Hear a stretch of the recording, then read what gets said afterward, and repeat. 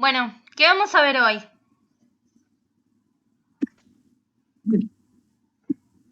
Antimicrobiano. Antimicrobiano.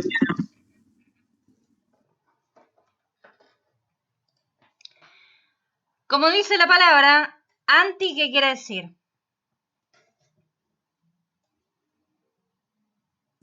Contra. Anti, no le gusta. Anti. Sí, anti es en contra de el desarrollo de microorganismos, o sea, de bacterias, de virus, de lo que sea, que son obviamente más chiquitos que las células. Ahora igual lo vamos a ver mejor. Antimicrobiano, antes de empezar a hablar de eso, no es lo mismo que antibiótico.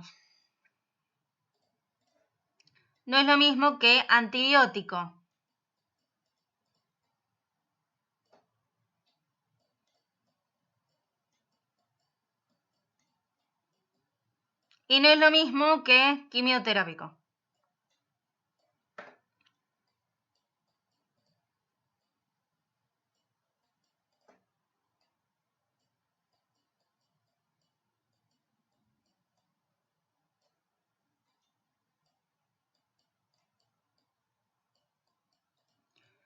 Esto lo voy a explicar porque probablemente como que tengan una idea errónea, que yo en su momento también la tuve, así que prefiero explicárselos ahora y que no haya más duda con el tema.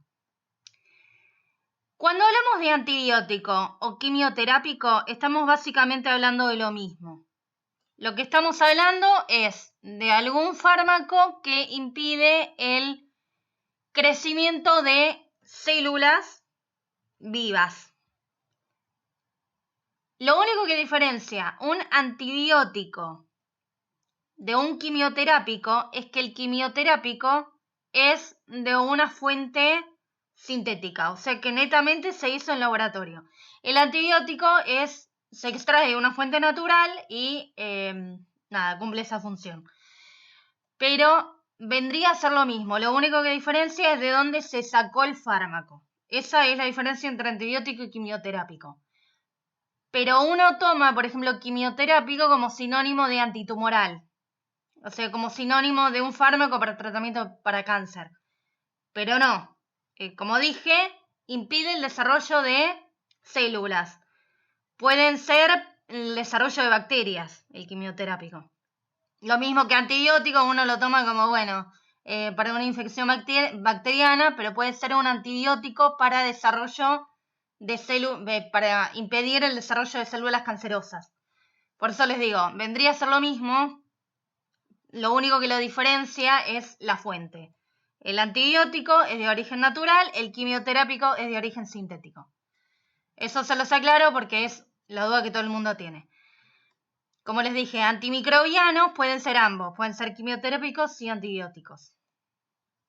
Lo mismo que antitumorales también pueden ser antibióticos y quimioterápicos, cualquiera de los dos. ¿Se entiende la diferencia? Sí. Sí, profe. Bueno, por eso hoy vamos a ver antimicrobianos, que es para impedir el desarrollo particularmente en esta clase vamos a ver el desarrollo de bacterias, así que serían antibacterianos lo que vamos a ver hoy.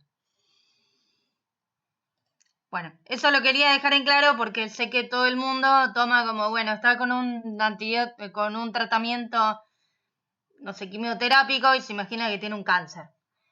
Y es probable que en los prospectos también vean, esto es un quimioterápico de tal cosa y uno dice, es para cáncer esto. No. Quimioterápico es otra cosa. Impide el desarrollo de células. Puede ser para tumor o puede ser para células bacterianas, por ejemplo. Bueno, habiendo dicho eso, vamos a empezar en sí con el tema.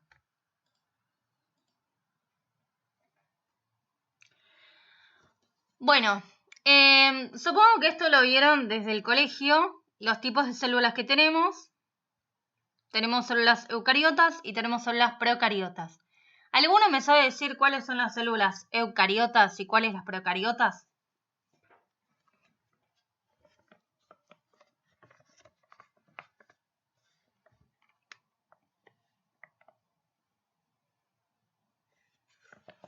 ¿Nadie? ¿Nunca lo escucharon hablar de células eucariotas y procariotas? Sí, las células eucariotas son las que tenemos nosotros generalmente en nuestro cuerpo, sí, y las procariotas son las que están en las bacterias. Bien. Yo esto en el colegio como que me lo aprendí de memoria, pero tiene un significado. Eu significa verdadero. Cario significa núcleo. O sea, las células eucariotas son las que verdaderamente tienen un núcleo. Fíjense, por ejemplo, tenemos las células humanas, pero también las células de las plantas, las células animales en general. Todas ellas tienen un núcleo. ¿Ven? Está acá representado acá. ¿Qué es lo que se almacenaba en el núcleo? ¿El ADN? ADN. Además, fíjense que las células eucariotas son bien complejas, tienen un montón de lo que se llama organelas, como el retículo endoplasmático liso, la mitocondria, el aparato de Golgi, el retículo endoplasmático rugoso. Tiene un montón de organelas que son estructuras que están ahí en el citosol, que es el líquido que tiene la célula. Y otra cosa que quiero que vean es que los ribosomas, que era donde se sintetizan las proteínas, en las células eucariotas es 80S. Ahora vamos a ver qué importancia tiene eso. Si les dije que las células eucariotas son las que verdaderamente tienen núcleo, es porque las procariotas claramente no lo tienen, ¿no? Porque por ahora lo estoy haciendo la distinción. Pro significa anterior al cario. Cario es núcleo. O sea, evolutivamente son anteriores a que se desarrolle un núcleo. Son las más viejitas evolutivamente hablando. Después fueron evolucionando, justamente con la evolución, y se llegaron a las eucariotas. Van a ver que las células procariotas, que son justamente las bacterias, son células muchísimo más simples. Fíjense que, como dije, no hay núcleo, con lo cual el ADN está ahí suelto en el citoplasma. Y además no tenemos las organelas. Fíjense que acá todas estas que yo les había nombrado acá no están. Y otra cosa importante es que acá los ribosomas serán 80S y acá son 70S. Son diferentes. Eso es lo que me interesa que sepan, que son distintos.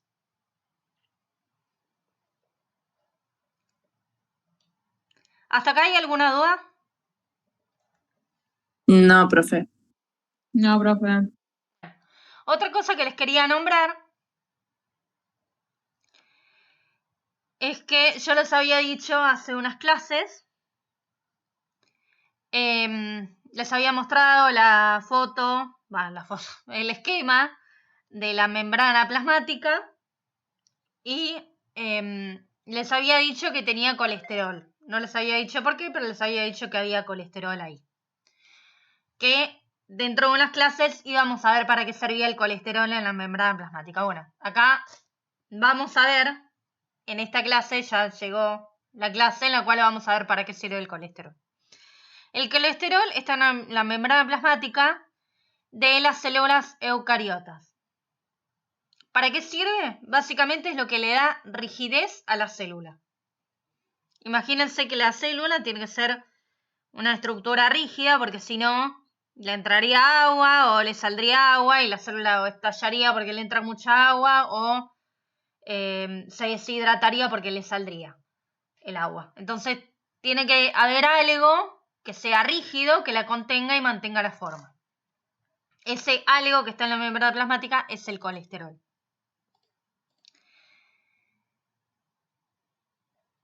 Está en la membrana plasmática de las células animales, entre ellos nosotros. Entonces las células humanas tienen colesterol en la membrana. Las células procariotas no tienen colesterol. Entonces tiene que haber algo que justamente cumpla la función del colesterol, o sea, que le permita ser rígida a la célula. Ese algo es la pared celular. Justamente lo que hace es eso, permitir dar rigidez a la estructura de la célula. Hay células eucariotas que no tienen colesterol. Por ejemplo, las células de las plantas. Las células de las plantas no tienen colesterol. Entonces también tienen pared celular, pero es diferente a la de las bacterias. Y la prueba está de que las células de las plantas, por ejemplo, no tienen colesterol, que uno va a comprar un aceite y dice, este aceite, al igual que todos los de igual tipo, no contiene colesterol. Otras células eucariotas que tampoco tienen colesterol son los hongos. Pero bueno, por eso también tienen pared celular. ¿Se entendió? Sí, profe. Bien, ¿alguna duda con algo de todo lo que hablé? Hay algunas estructuras que las voy a nombrar dentro de un rato. O sea, los hongos era de eucariotas. Y había otro más que no los anoté. Las plantas. Ah, Que por eso dije que los aceites son obtenidos a través de las plantas. El aceite de girasol, el aceite de maíz, bueno, creo que todo el mundo sabe que el girasol y el maíz son plantas.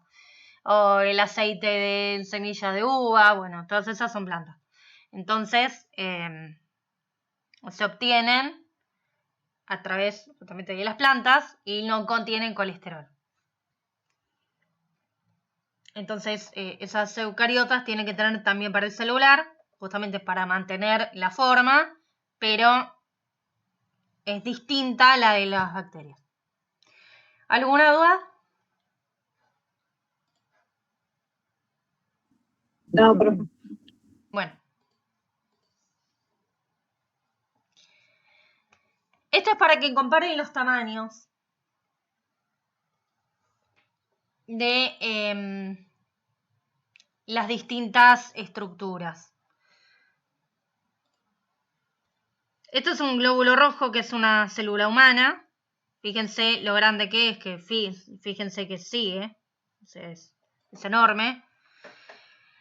Bueno, a ver, enorme en comparación con los demás tipos que vamos a ver ahora. Y esta es una célula bacteriana. Fíjense, para que comparen el tamaño, el glóbulo rojo, que como les digo, sigue para allá, es más o menos 10 veces más grande que una célula bacteriana.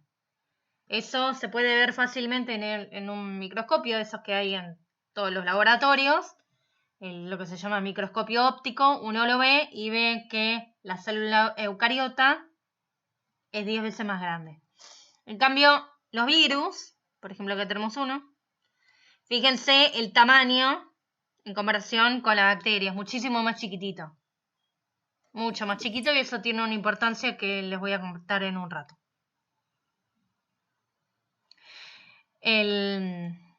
Como dije, la bacteria se puede ver en el microscopio óptico.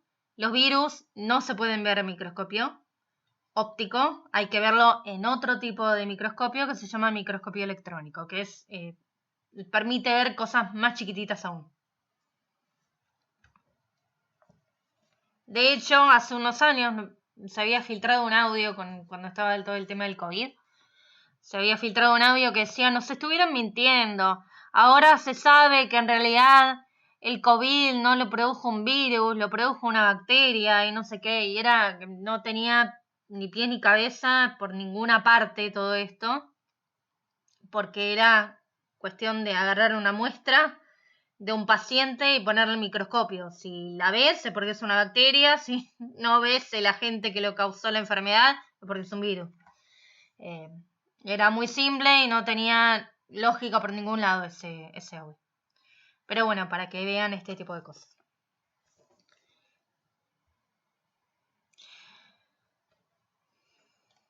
¿Alguna duda? No, profe. No, profe. no. Miren acá el virus de la polio, lo chiquitito que es y el desastre que puede llegar a causar. Bueno, nada.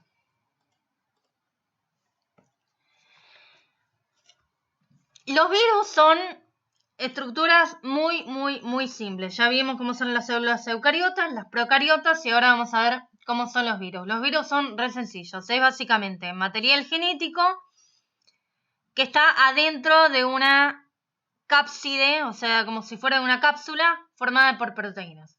Nada más. Eso es un virus. No tiene más complejidad.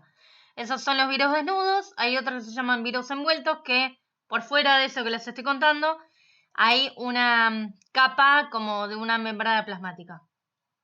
Se llaman envueltos justamente porque están envueltos en una membrana plasmática. Los desnudos es porque esa capa de membrana no está.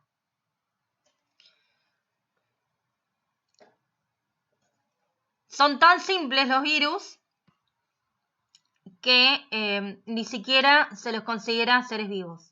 Para la mayoría de los autores no se los considera seres vivos. Entonces, un antimicrobiano como los que vamos a ver hoy no los va a poder matar porque no están vivos. Entonces, todo lo que vamos a ver hoy, todos los fármacos que vamos a ver hoy, son para infecciones bacterianas. No para virales, porque no los va a poder matar. No tiene ningún sentido y lo único que va a causar es resistencia, que lo vamos a ver en un rato, lo que quiere decir, y la gravedad que es la resistencia bacteriana. ¿Quedó claro cómo es un virus desnudo y un virus envuelto? Sí, profe. ¿Cuál les parece que es más resistente? ¿Envuelto? Envuelto, profe. ¿El virus envuelto?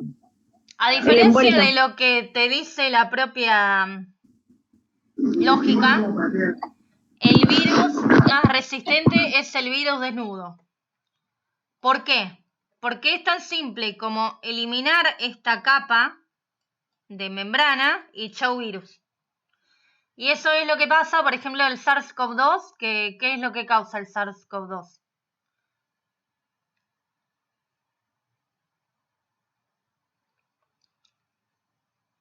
El COVID. Bien. El COVID. Bien, ¿qué es la recomendación que daban al principio de la pandemia? Lleguen a su casa, bueno, si es que salen, ¿no?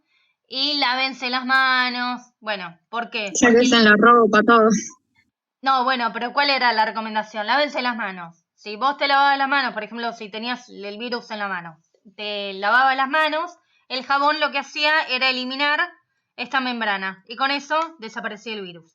Lo mismo que agarren los productos y pónganle alcohol. Bueno, todo eso lo que hace es desestabilizar esta membrana y eso eliminaba el virus. Por eso era tan fácil de eliminar, porque era por suerte un virus envuelto. Si hubiera sido un virus desnudo, hubiera sido mucho más grave. El virus de la polio, por ejemplo, es un virus desnudo. Les digo porque el otro día me preguntaron un ejemplo y bueno, aprovecho y lo digo. ¿Cuál profe no escuché? Disculpe. Que virus envuelto tenemos, por ejemplo, el SARS-CoV-2, que es el que causaba el COVID. Y virus envuelto tenemos, por ejemplo, el ejemplo del virus de la polio. Gracias. ¿Alguna duda con esto? No, profe.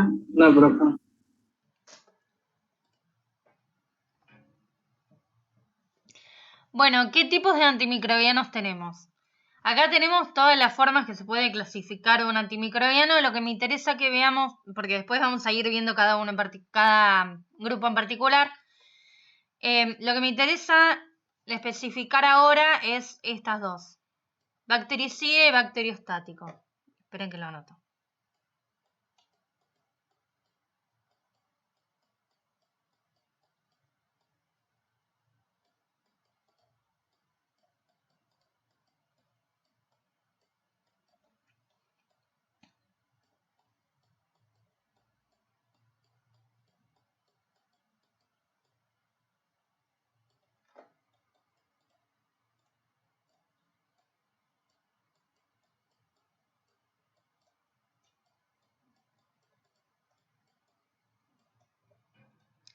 Bueno,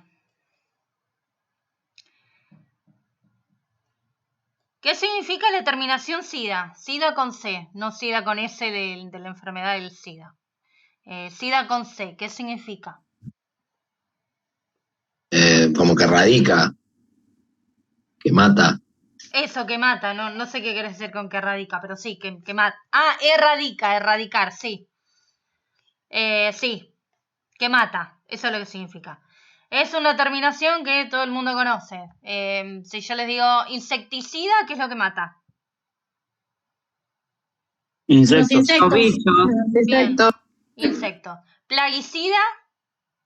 Las plagas. Bien. Plagas. Homicida. Las personas. Personas. Bien, las personas. Por eso personas. uno dice el arma homicida, porque justamente es el arma que mató a la persona. Bueno, bactericida, entonces, ¿qué va a matar? Las bacterias. Bien, las bacterias. Entonces, eso es básicamente la explicación del bactericida. Uno, supónganse que antes de, cuando uno está con la infección, tiene 4 bacterias. Obviamente no tiene 4, ¿no? Tiene millones, pero para ejemplificarlo, uno tiene 4 bacterias. Después del tratamiento con un bactericida, van a morirse y en lugar de tener 4, a lo mejor tengo 1. ¿Sí? O sea, se me murieron. Eso es lo que hace un bactericida. Ahora, no es lo mismo bactericida que bacteriostático. ¿Qué significa estático? Está quieto. Bien, que está quieto. Entonces, están quietas las bacterias. No que no se mueven, sino que están quietas en el tiempo de la cantidad. Entonces, si yo tenía 4 bacterias, después del tratamiento con el bacteriostático, voy a seguir teniendo 4. Solo que evita que se reproducen, sí, eso. Voy a seguir teniendo la misma cantidad. Entonces, ¿para qué me sirve a mí tener la misma cantidad? Porque mi organismo tiene la capacidad, tenemos el sistema inmune, que lo vamos a ver la semana que viene, un pequeño resumen, pero el sistema inmune es un sistema que nosotros tenemos en el organismo que se puede encargar de deshacerse de estas bacterias que están acá. Solo que tengo que dar algo para impedir que estas pasen de ser 4 a ser 20. Pero mi propio sistema las puede eliminar. Eso en una persona inmunocompetente, o sea que tiene el sistema inmune funcionando bien. En una persona que no tiene el sistema inmune funcionando bien, no lo va a poder hacer esto. Entonces le tengo que dar algo que directamente las mate. Por eso, en una persona inmunosuprimida, qué sé yo, alguien que está con un tratamiento para cáncer, que está con tratamiento para evitar rechazo de órganos ante un trasplante, lo que sea, tengo que dar un bactericida porque si no, su propio sistema inmune no las va a poder eliminar. ¿Quedó claro cuál es la diferencia entre bactericida, bacteriostático y cuándo se usa cada una? Sí, sí. Sí, profe. Bueno. Ahora bien, ¿es recomendable dar un bactericida junto con un bacteriostático? La realidad es que no. No es bueno porque el bacteriostático, como acabo de hablar, impide la reproducción de las bacterias. Impide que se vayan aumentando con el tiempo. En cambio, el bactericida, para que pueda actuar, tiene que estar efectivamente reproduciéndose. Así que como que no es compatible dar uno con el otro.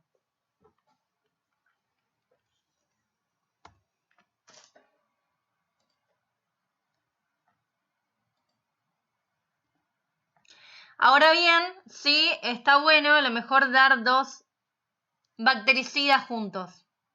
Acuérdense, bactericida con bacteriostático no, pero 2 bactericidas sí. ¿Por qué? Porque a veces uno puede ayudar al otro. O sea, eso es lo que significa sinergia, que uno se está ayudando al otro.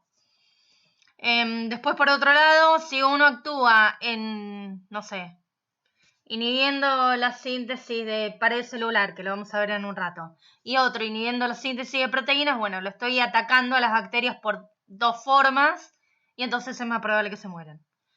Y además, si un microorganismo se hace resistente, que como les digo, para el final de la clase vamos a ver lo que es, se hace resistente a un microorganismo, puede que al otro no. Entonces, esa es la ventaja del tercero.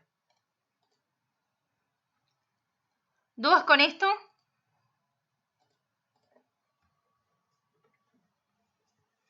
No, profe. No, profe. Les digo en 2 palabras lo que significa resistencia.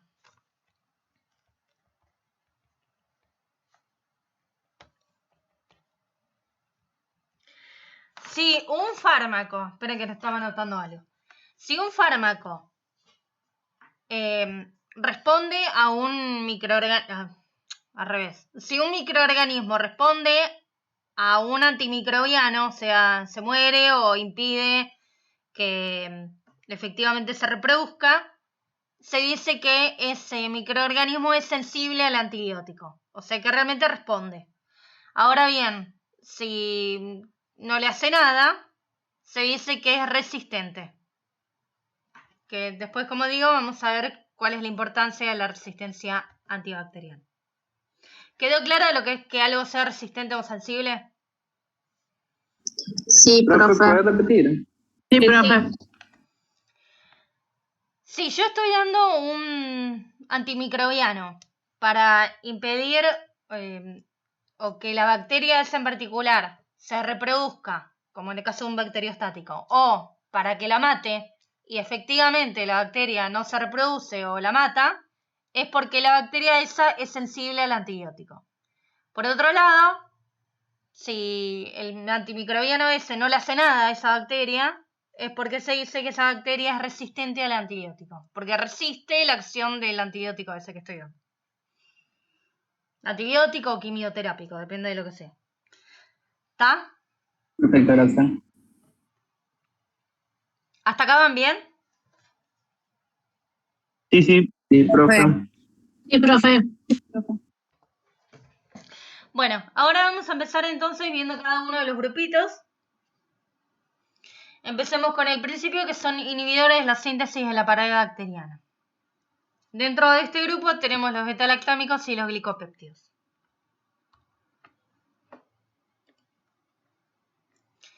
Primero que eso, les voy a explicar qué tipos de bacterias tenemos. Tenemos un montón de tipos, pero se dividen en dos grandes grupos. Como digo, no son los únicos, pero bueno. Lo principal es estos dos grupos de bacterias. Las gram positivas y las gram negativas. No sé si escucharon hablar de eso. Sí, en un estudio de análisis de sangre se ve. Bueno, empecemos con lo básico. ¿Qué significa la palabra gram? ¿O qué es gram?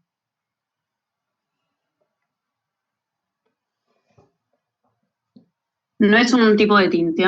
Sí, es un colorante, perfecto. Entonces, esto es más simple de lo que parece.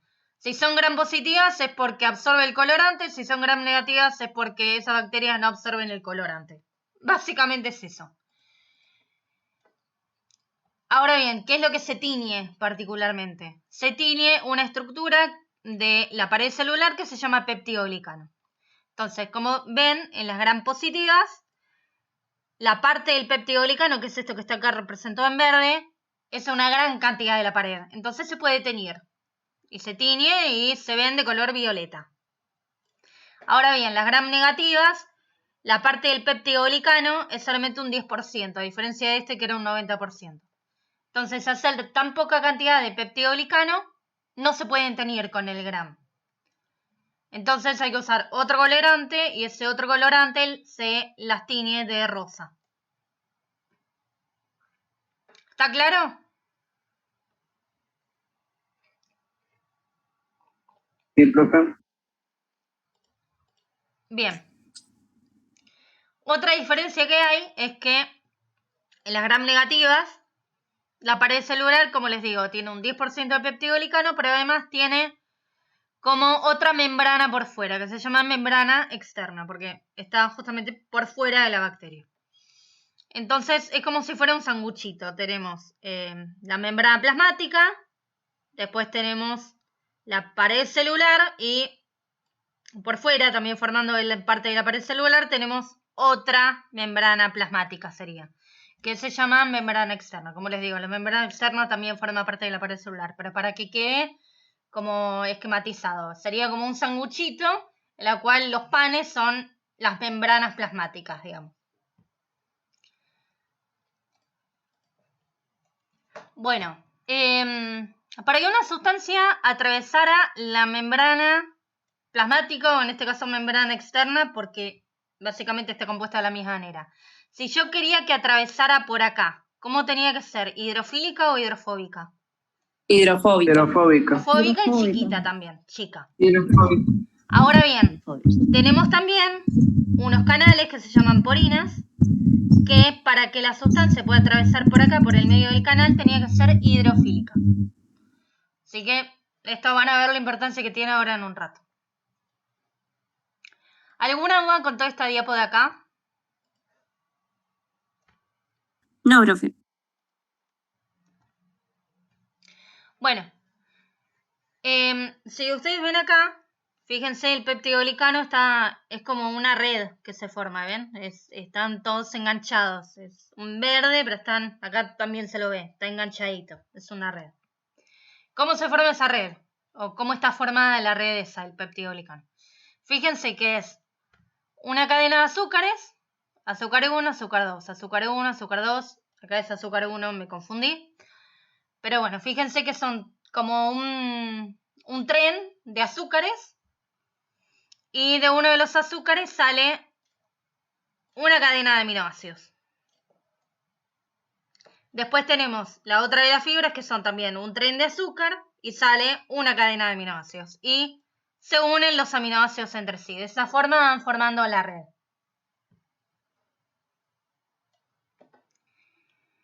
Cuando hay pocos aminoácidos unidos, se llama péptido. Es como una proteína chiquitita. Yo les había dicho que las proteínas son como un collar de perlas, donde cada una de las perlas se llama aminoácido. Bueno, si es una proteína chiquita, se llama péptido. Y de hecho por eso se llama peptidoglicano, porque el péptido y glicano tiene que ver con azúcar. Por eso se llama así.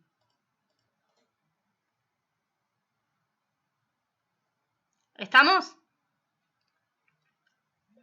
Sí, profe. Sí, profe. Bueno. Entonces, ¿cómo se forma? Primero lo que pasa es que se unen los azúcares entre sí. Esa unión se llama transglicosilación. ¿Por qué transglicosilación? Porque se unen, por eso trans. Y glicosilación, como les dije, glicosilación tenía que ver con azúcar. Por eso cuando se unen, primero se unen todos los azúcares. Entonces se llama transglicosilación. Y después, esto hiper simplificado, porque la idea es que entiendan qué es lo que pasa, ¿no? Y después lo que pasa es que se unen entre sí los péptidos, entonces se llama transpeptidación. La enzima que se encarga de la transpeptidación se llama PBP.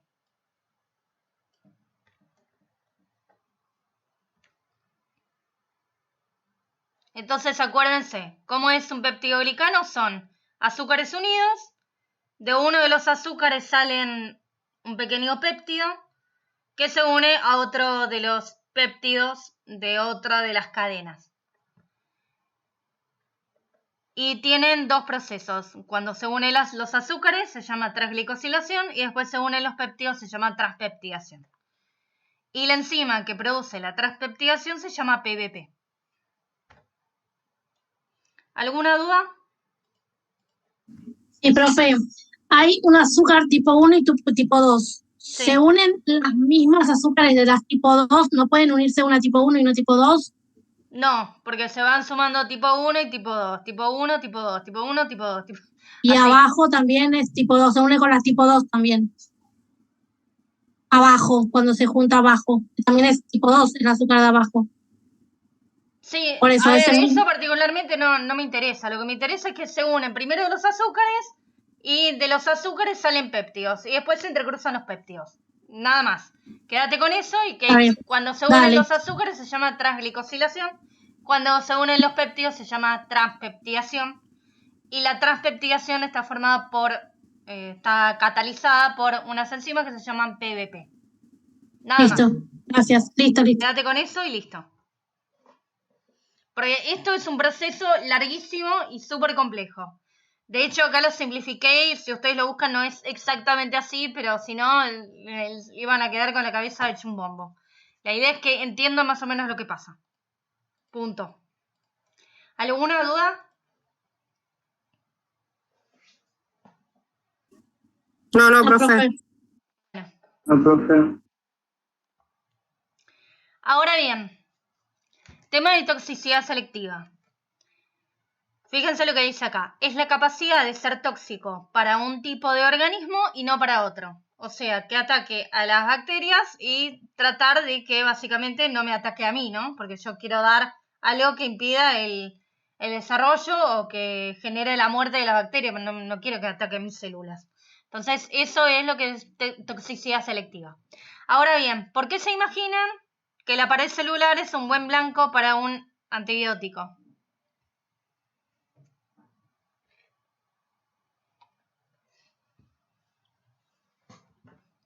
Porque tiene que hacer una mayor función o tiene que atacar algo más fuerte. No.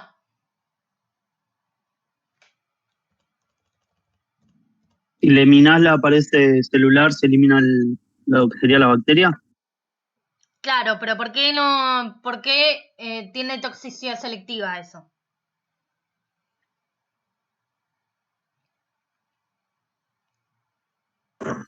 Por el tipo de células.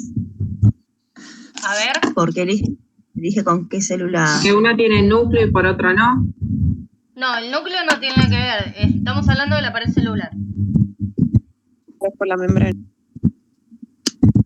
Porque todas las bacterias tienen pared celular. Claro, ¿y por qué no me ataca a mí? Porque nosotros no tenemos pared celular. Perfecto, membrana. voy por ahí. Es a eso. Es una buena idea. Esperen que les vuelvo a poner la imagen esta. Nosotros somos células eucariotas y fíjense que no tenemos pared celular. En ningún lado del esquema acá está pared celular. Las células procariotas, que son las bacterias, sí tienen pared celular. Entonces, es una buena idea elegir como blanco para el desarrollo de un antibiótico, quimioterápico o lo que sea, la pared celular, porque estoy generando que se destruya la pared celular y nosotros como no tenemos, es como que a mis células no las va a atacar. Eso no quiere decir que no tenga efectos adversos los fármacos estos, ¿no? Es otra cosa. Pero a priori no las va a matar porque está yendo por un blanco que no lo va a matar. ¿Se entendió esto? ¿Lo entendieron todos? Sí, profe, perfecto. Bueno. Sí, profe, sí. Por eso es toxicidad selectiva, porque es tóxico para la bacteria que tiene pared celular y no para mis células porque no tienen pared celular. Entonces es una buena idea tener ese blanco. Entonces los primeros fármacos que vamos a ver son los fármacos que se llaman beta-lactámicos. ¿Quién es él? Esta imagen y esta es la misma persona.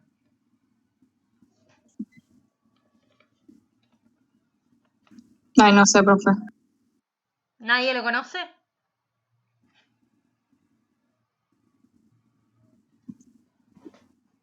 A ver. No, profe. No, profe. Es Fleming. ¿Escucharon hablar de Fleming? Yo no, profe. ¿Contra la penicilina? Bueno, Fleming fue un investigador que ahora les voy a contar qué fue lo que hizo. Fleming era un investigador que trabajaba con bacterias. Esto que se ve acá se llama placa de Petri, que tiene como si fuera una especie de gelatina donde uno incorpora determinados tipos de nutrientes. Y lo que hace es sembrar las bacterias, fíjense, están acá sembraditas, y te permite cultivar bacterias. Ahora, ¿qué fue lo que pasó? Cuenta la leyenda de que era bastante sucio el tipo y se fue de vacaciones y cuando llegó vio que en ese cultivo bacteriano había crecido un hongo. Ahora bien, ¿qué fue lo que vio? Vio que alrededor había todo un espacio, alrededor del hongo, en el cual no habían crecido bacterias. Entonces dijo, evidentemente el hongo está largando alguna sustancia que impide que las bacterias crezcan. Bueno, esa sustancia después se la pudo obtener y se llamó penicilina. Entonces Fleming es el descubridor de la penicilina. Por sucio. Sí, muchos dicen que fue porque era bastante sucio, hay otros que dicen que no, pero bueno, fue un hallazgo totalmente casual que lo descubrió de casualidad, pero si Un no hubiera descuido, sido era un así, no. descuido. Claro.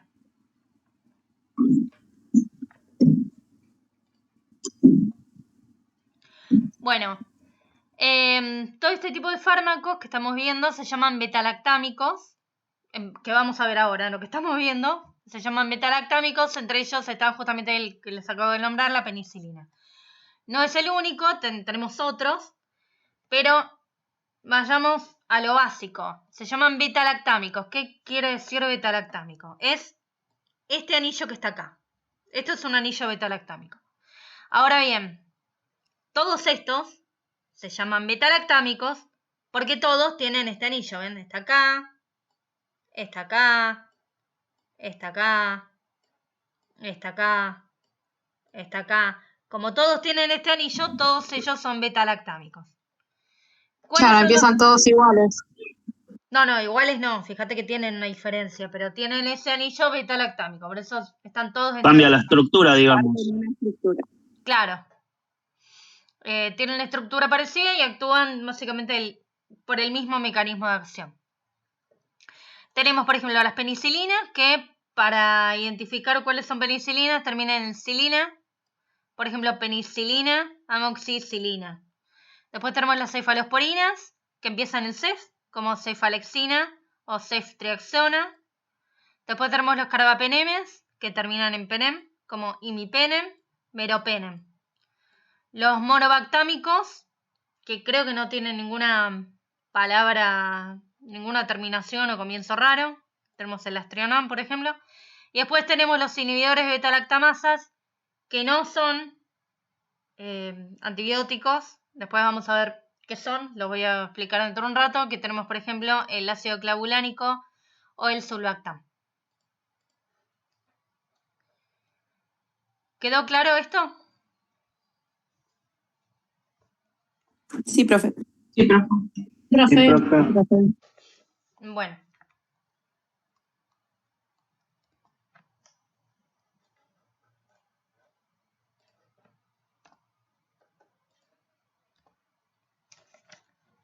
¿Qué hace las penicilinas, por ejemplo? O bueno, los betalactámicos en general. ¿Cuál es la función que tienen? Como les dije, teníamos el péptido glicano que tenía que entrecruzarse. Se entrecruzaba a través de los péptidos. Teníamos una enzima que se llamaba PBP, que era la que generaba la transpeptidación.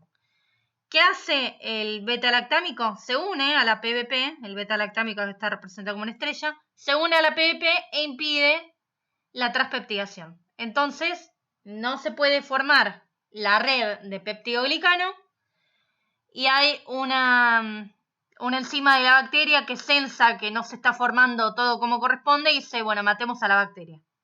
Entonces, la mata. Entonces, el antibiótico este mata a la bacteria. ¿Es bactericida o bacteriostático? Bactericida. Bactericida, perfecto. Bactericida. ¿Se entendió cómo es que actúa?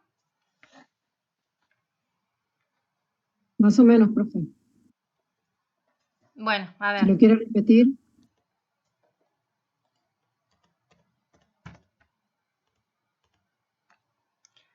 El péptido glicano era toda una secuencia de azúcares que se unía un azúcar con otro, con otro, con otro, con otro. Se iban uniendo los azúcares.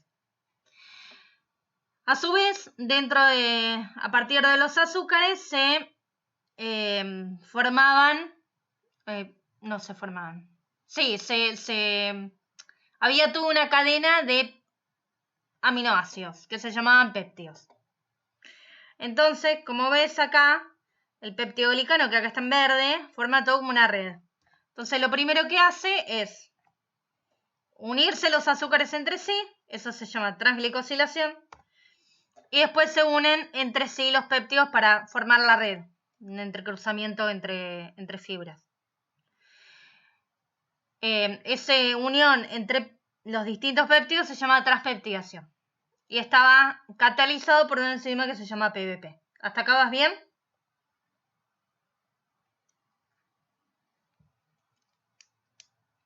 Sí, profe, estoy prestando atención. ¿Pero vas entendiendo? Voy entendiendo, profe, Bueno. sí. Entonces, ¿qué es lo que hace los beta-lactámicos en general? Lo que hacen es unirse a la PVP. Entonces, si se unen a la PVP, no pueden realizar el entrecruzamiento entre los aminoácidos. Entonces, a no producir el entrecruzamiento, la red del peptidoglicano no se puede formar. Y hay una enzima dentro de la bacteria que sensa que no están las cosas bien y entonces mata a la bacteria. Rompe toda la pared. Entonces, bueno, nada. De esa forma, el beta-lactámico mata a la célula bacteriana. Entonces, por eso es bactericida. ¿Alguna duda? Gracias, profe. Bueno, ¿se entendió bien ahora? Sí, profe. Sí, profe. Ahora bien, tenemos de distinta generación. ¿Qué es lo que quiere decir generación? Bueno, primera generación es básicamente lo primero que salió. Y después vinieron las sucesivas generaciones que obviamente fueron fármacos que fueron sacando después a la venta, después de que salió el primero, obviamente con mejoras sobre los que ya estaban, ¿no? Porque por algo lo está sacando lo nuevo a la venta. Entonces, lo primero que salió, fíjense que es una estructura grande y a su vez es hidrofóbica. Al ser grande e hidrofóbica, ¿va a poder pasar por la membrana externa? No, profe, tiene que pasar por los canales. No, no pasa, profe. Pero no puede pasar por los canales porque para que pase por los canales, por las porinas, Hidrofílica, perdón. tiene que ser hidrofílico, así que no puede pasar. Claro. Entonces, ¿va a poder actuar sobre gram negativas? No. Bien, va a actuar solo las de primera generación sobre gram positivas. Además, acuérdense, las de gram positivas eran las que tenía gran cantidad de peptidoglicano. Entonces, diseñaste algo que actúe sobre todo sobre algo que tenga gran cantidad de peptidoglicano. Entonces va a actuar sobre gram positivo. Ahora, en sucesivas generaciones, acá no se ve nada, bueno, dice gram positiva.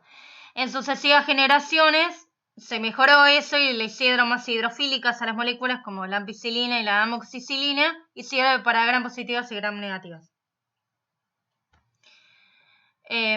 Y esto va al otro concepto que les quería decir, que es el espectro de acción.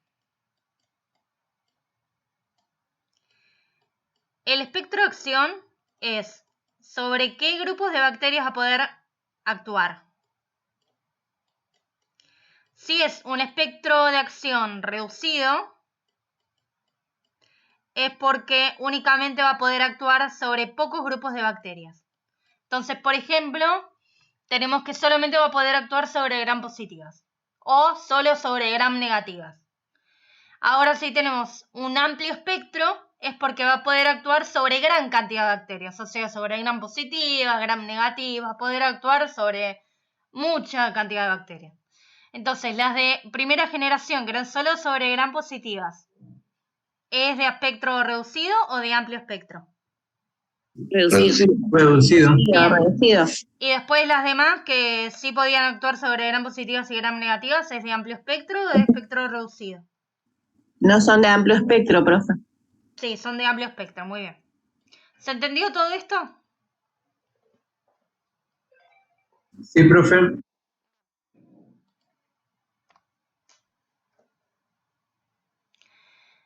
Ahora vamos a ver qué son las beta-lactamasas. Las bacterias, imagínense que no es que se quedan así como, bueno, me estás dando un antibiótico, bueno, me voy a morir, ya está. No. Tratan de, a lo largo de mutaciones en el ADN y todo, tratar de sobrevivir, lograr sobrevivir al uso de antibióticos. Entonces, eso hasta donde se sabe no se hace a propósito, sino que es a través de mutaciones en el ADN, pero lograron sobrevivir a los antibióticos. Una de las formas de sobrevivir es a través de beta-lactamasas. Son enzimas que tiene la bacteria que lo que básicamente hacen es, acá esto es la beta-lactamasa, lo que está acá en rojo. lo que hacen es unirse al antibiótico y lo rompen. Entonces, al romperlo, el antibiótico no puede actuar y no mata a la bacteria. Ahora bien, nosotros dijimos, bueno, me estás dando algo que destruya el antibiótico, bueno, te voy a dar algo que inhiba eso que me diste para destruírmelo. Entonces, das un inhibidor de beta-lactamasa que lo que hace es una molécula que se une a la beta-lactamasa e impide que me destruya el antibiótico. Entonces, el antibiótico va a estar ahí libre y pudiendo actuar. Esa es la función del ácido clavulánico o el sulbactam. ¿Quedó claro esto? Sí, profe. Bueno. Profe, ¿me repite lo último, por favor? La beta-lactamasa es una enzima que tiene la bacteria, que está acá esquematizada en rojo, que lo que hace es, se une al antibiótico y lo destruye. Entonces, al destruirlo, no puede el antibiótico actuar y matar a la bacteria, porque está destruido, básicamente. Entonces, ¿qué es lo que se inventó? Se inventaron inhibidores de beta-lactamasa, como tenemos el ácido clavulánico y el sulbactam, que lo que hace es unirse, esto es el inhibidor de beta-lactamasa, se une a la beta-lactamasa e impide que se una al antibiótico y lo destruya. Entonces, al sacar la molécula esa que me lo parte, lo estoy sacando del medio, el antibiótico queda suelto y libre para actuar. ¿Ahí sí? Profe, por eso hay antibiótico más ácido clavulónico, que es más fuerte que el antibiótico en sí, ¿no? No es que es más fuerte, es que es lo que te digo. Estás impidiendo que haya alguna enzima de la bacteria que te pueda romper al antibiótico que estás dando. Sí. Entonces, si estás dando algo que me está inhibiendo a lo que me lo rompe, yo tengo mayor cantidad de antibiótico libre. No la deja defenderse la bacteria, digamos. Claro, algo así. Es lo de la sinergia que decíamos. Claro, sí. Pero algo importante es que el inhibidor de beta-lactamasa no tiene acción de antibiótico. Lo que hace es sacarme encima la enzima que me destruye el antibiótico. Pero no es que yo doy solo el ácido clavulánico, imagínense que no doy, no sé, la amoxicilina, doy solamente el ácido clavulánico. Bueno, no va a tener efecto antibiótico porque estás sacando del medio algo que me destruye el antibiótico, pero si no, el antibiótico no tiene efecto de nada. Tienen que estar combinados sí o sí. Claro. ¿Se entendió? ¿Todo quedó claro? Sí, profe. Sí, profe. Sí, profe. Sí, profe. Bueno, ¿cuáles son las reacciones adversas de este tipo de fármacos? Tenemos, por ejemplo, hipersensibilidad. Hay pacientes que generan como una alergia a la penicilina porque la penicilina o derivados se pueden unir a proteínas y pueden causar justamente reacciones como que se llaman hipersensibilidad, que es como rash cutáneo, que es básicamente que te brota feo, anafilaxia, que básicamente es una reacción alérgica que puede ser muy muy grave y hasta terminar en la muerte, y bueno, reacciones alérgicas en general. Entonces los pacientes que tienen esta alergia a la penicilina, porque otra cosa, sos alérgico, por ejemplo, a la penicilina, pero a lo mejor no es la primera vez que te dieron la penicilina, a lo mejor en la segunda recién desarrollás la alergia, a lo mejor en la primera vez no. Eso por un lado. Segundo, a priori no puedes saber quién tiene alergia y quién no. Y por otro lado, si sos, por ejemplo, alérgico a la penicilina, también vas a ser alérgico a la cefalosporina, también a la amoxicilina, también al carbapenem, o sea, a todos los que son dentro del grupo de beta-lactámicos, al ácido clavulánico, a todos esos vas a tener este tipo de reacción.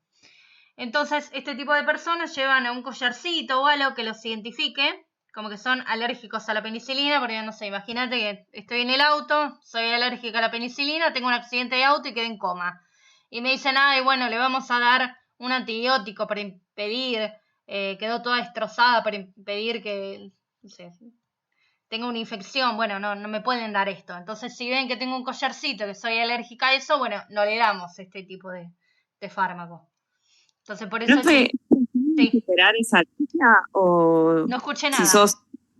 es posible superar esa alergia o una vez que la tuviste ya fue?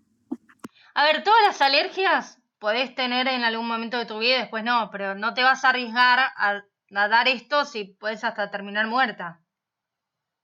O sea, si sos alérgico, bueno, no se lo des. Dale otra cosa por las dos. Así que bueno, eso. Es importante y ustedes le tienen que preguntar al paciente si es alérgico a eso, porque a lo mejor él piensa que es alérgico a la penicilina, pero a lo mejor no sabe que, no sé, la ceftriaxona también tiene que ver con esto de acá. Entonces, él sabe que es alérgico a la penicilina y el médico le mandó ceftriaxona y después lo compra y se muere. Entonces, no, tienen que preguntar. Si ustedes ven que están dando un metalactámico, le tienen que preguntar, ¿sos alérgico a la penicilina o similar? Sí. Ah, bueno, no, entonces no te lo vendo. Y le explican por qué. Así, si va a comprar en otro lado, sabe que eso no puede consumir. Profe, pero ¿cómo sabes si sos alérgico a la penicilina?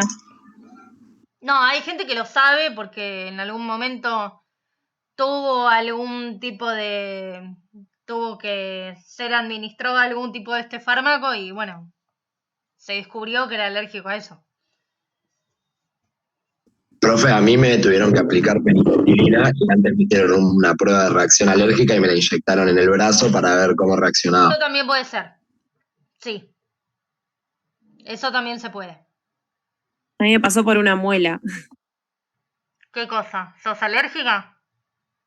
Tuve como una reacción alérgica en la piel de la cara, se me puso toda roja y la médica me suspendió el medicamento. Ah, eso es otra cosa, claro. Si ustedes se dan cuenta que son alérgicos, bueno, no lo suspendan. Yo tuve una infección, profe, y me inyectaron, o sea, por vía parenteral, la penicilina pura, directo en sangre, y se me quitó rapidísimo. Al siguiente día empezó a desaparecer.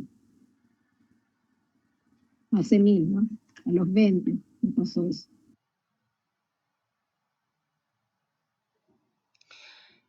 Bueno, después el otro tipo de reacción que puede llegar a haber es la colitis pseudomembranosa, que se llama pseudomembranosa porque aparecen estas como pseudomembranas, se llaman de color medio blanquecino. Y es un cuadro diarreico que se produce por una bacteria en particular. No voy a meterme en eso, pero es un cuadro diarreico. Y después se da por los betalactámicos. Y también está la reacción de Harich-Herxheimer, reacción de Harich, que está dado por la penicilina. Fíjense acá, bueno, esta es la bacteria que causa la penicilina. Tiene esta forma así como de tirabuzón. Y básicamente es una reacción que ocurre debido a que las penicilinas, que se da para justamente el tratamiento de la sífilis, no solo mata a la bacteria, sino que también hace que la bacteria estalle. Entonces, al estallarse, se libera el contenido de la bacteria y eso puede causar fiebre alta y también reacción cutánea, como se ve acá. ¿Alguna duda con todo esto? No, profe. No, profe. Vamos a ver el otro de los fármacos, que es el glicopéptido. Por ejemplo, tenemos la vancomicina, que también actúa sobre la pared celular. Como ven, es una cosa gigante, es muy grande. Y justamente al ser grande actúa sobre gram positivas, porque no pueden atravesar la membrana externa. ¿Y qué es lo que hace? Se une a los últimos... acá la vancomicina está representada con esta forma acá.